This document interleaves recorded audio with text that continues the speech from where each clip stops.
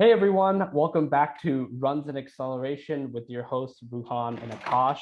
Today we're going to be talking about a very happy occasion, very joyous occasion, proper dominance that we saw in England from India in the white ball series. So Ruhan, take us away. I have absolutely no idea where to start with this. So where do you think where we should go with this?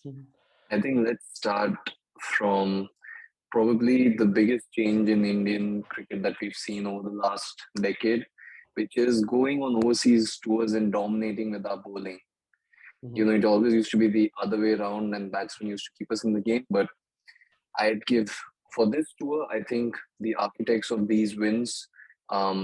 We won the T20 series and the ODI series. ODI series for the first time in almost 8 years in England. Um, Obviously, Test match series ended in a draw, but still, Jasprit Bumrah in all three series, just amazing. Mhm. Nasir Hussain said it in the ODI where he took 6 for 19 that he's probably the best all format bowler in the world right now. Yep. He's the best bowler across all formats. Mhm. I think he's the one player who walks into any cricket team at this given point. Yep. His batting has also improved significantly. He just created a new world record of most runs in a test match over 35. Mhm. So he's got that confidence going that, if you want to bowl a short ball to me, I'm not a usual tail ender who's scared of getting hit. I'm going to take you on and hit you for six, which is Yep. the attitude you want from the players in the Indian team. So Yep. leading from the front in that captaincy was great. Mhm. Both the series also great. Obviously, couldn't play the last match. Also, Bhuvi in the T20 series, what bowling! Mhm. Amazing, the swing, Yep. unbelievable. I'll never forget. I think it was either the first T20, I believe it was, or the second one where Bhuvi had bowled an in-swinging delivery to Joss Butler. And Ruhan and I have watched probably hours and hours and hours of cricket. I think that's probably up there as one of the greatest wickets I've ever seen. Definitely. That was ridiculously amazing. So, and I think that's something that I've seen with India is that when with one player, especially with Bumrah, especially when he's having a good day, the players around him start to have really good, especially on the bowling side of things. I think it's important now we kind of look at people like guys like Hardik Pandya, Yuzvendra Chahal, Bhuvi mentioned, giving opportunities to guys like Arshdeep Singh, Prasidh Krishna, Shami, excellent stuff from him. Wonderful bowling from all sides for India. It was a proper. You hit the nail on the head. It was a proper dominance of bowling, and then the batting, I would say, was just As we move on to batting, this is the first time England, ever since they revamped in 2015, when they've gone on to become beast in the one day format. This yep. is the first time in a home series that they've batted Mm-hmm. first, not just once, but all three times, and they've not got to a score of 300 even once in an ODI. Yep. Mm-hmm. And it wasn't just we kept them under 300. We got their top four out. We had 4 wickets within the first 20 overs in all three games, Yep. including Root and Stokes. That Yep. is amazing. And I think this is where I know we definitely want to talk about India's dominance, but I do want to touch a little bit about England right now, actually, since you just mentioned it. We just heard that they were going to have a new captaincy change of the white on full sides of cricket. They have Ben Stokes taking on as red ball captain, and then Joss Butler as white ball captain. So for me personally, I don't think it's. I think from a red ball perspective, I think it's been a little bit better because we've seen from the series in New Zealand of how they're showing that kind of dominant spirit. But I don't think I don't. I think there was a lot of poor decisions made in the series. And I feel that it was a mixture of India being really dominant and also England losing it in the more pressure and the more key moments. That was just my kind of personal take on it, really quickly. But I think let's kind of move it on and let's talk about some of the heavy hitters. So we talked about Bumrah, we talked about Bhuvi, Pandya, Peace. Pandya, Pandya and Pant. Let's who do you want to start with?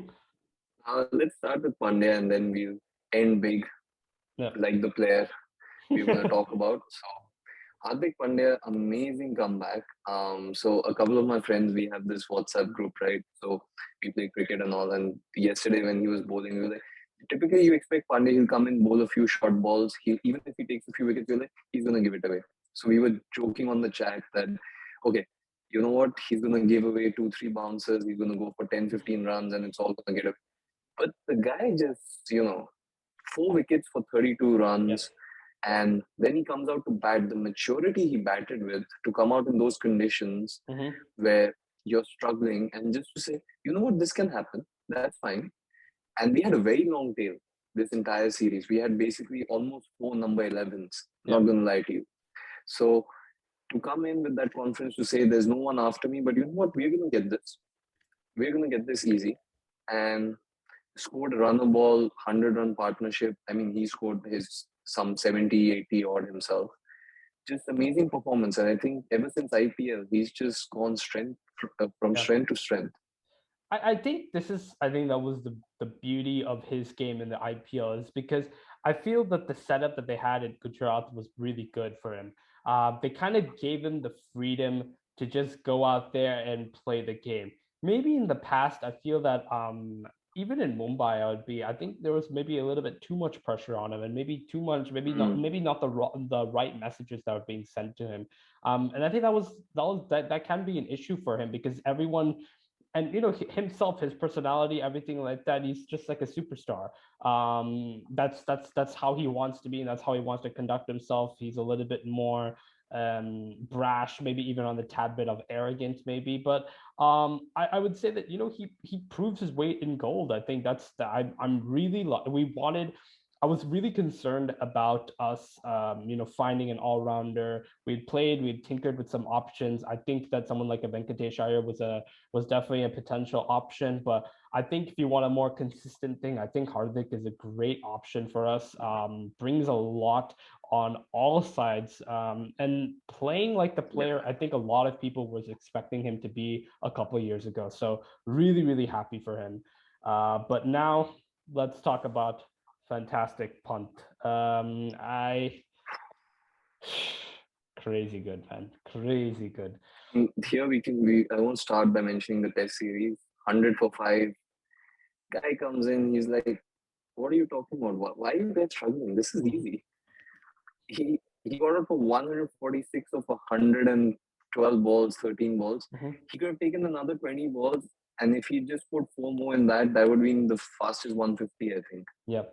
And he didn't care. He came down, he hit full shots of the back foot, came down to the spinners, took on the field, and sensible.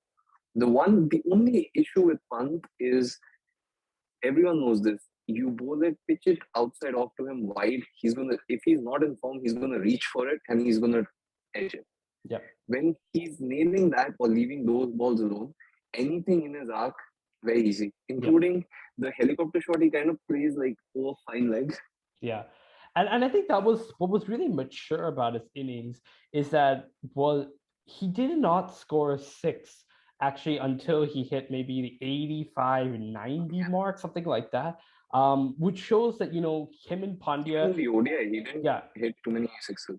Exactly. Him and Pandya, his exact game plan was, okay, we're gonna do a lot of strike rotation. This is what's gonna frustrate them a lot. We're gonna hit the occasional boundaries. And then, of course, they really did pounce on the bad balls and played really, really good, smart cricket. And that was really, really good to see.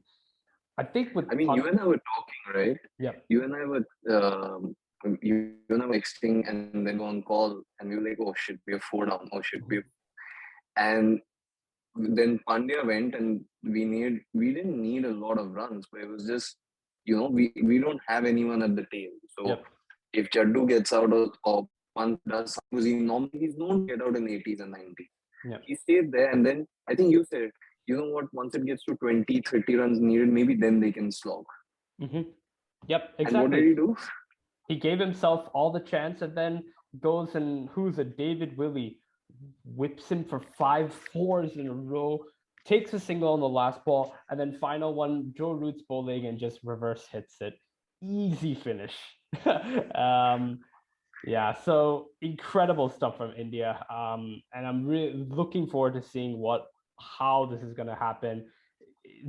I don't want to get my hopes up because this has happened before in the past with India and them doing some incredible stuff in series and then faltering when it comes to ICC tournaments. So fingers crossed, at least something will happen down in Australia come later this year. So yeah, we'll keep our eye on it and we'll give you our opinions and our thoughts on what's gonna about to come. Yep. All right. All Okay. right, Take everyone. care. Take care, everyone. See you guys. Bye.